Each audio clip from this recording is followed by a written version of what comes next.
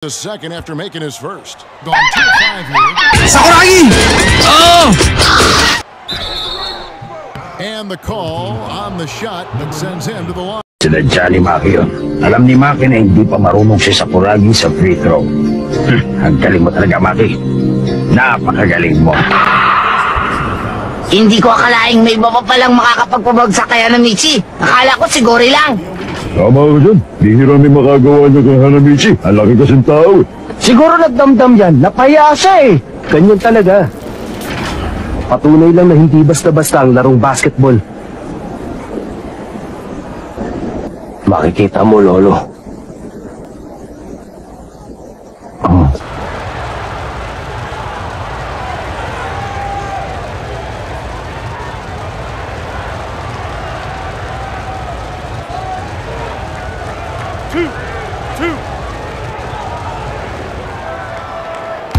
Kung gagayahin ko kung paano nila ginagawa to, walang mangyayari. Sa palagi ko, mas madali kung ganito ko ibabato. Kunti tansya lang to, baka umubra. Sana pumasok to, kundi kaya-iya ko. Ano bang kalakuhan niya ginagawa mo, pre? Ayusin mo! Huwag mo nga akong pakialaman dyan, boy! Bahala ka dyan. Ikaw rin ang mapapahiya, pre.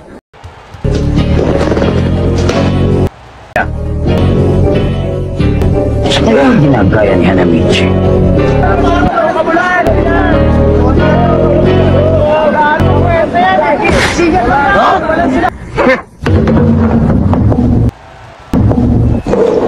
The first free throw is good. Ano? All right! Pero hindi mali yun. Huh? Alam nyo, merong isang sikat na malalaro sa NBA na ganyan din kung gumawa ng free throw. Sikat na sikat siya.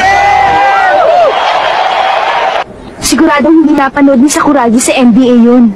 Ibig sabihin, inimbento niya lang yun. Ano yan? Alam niya na siya isang baguhan lamang at konti ang kalaman. Kaya siya lang gumagawa ng paraan para mapuno niya ang kanyang mga pagkukulang. Both free throws. Kaya mabilis ang kanyang improvement. Kailangan relax lang.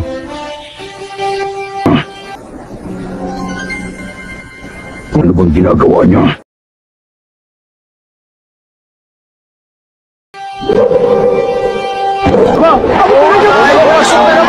Samba lang pero magaling ulo pa rin. Nice job, Sakuragi! Galing mo, Sakuragi! Anong tsamba? Mga ungas! Walang salitang tsamba sa bukabularyo ng henyo! Pan, show mo!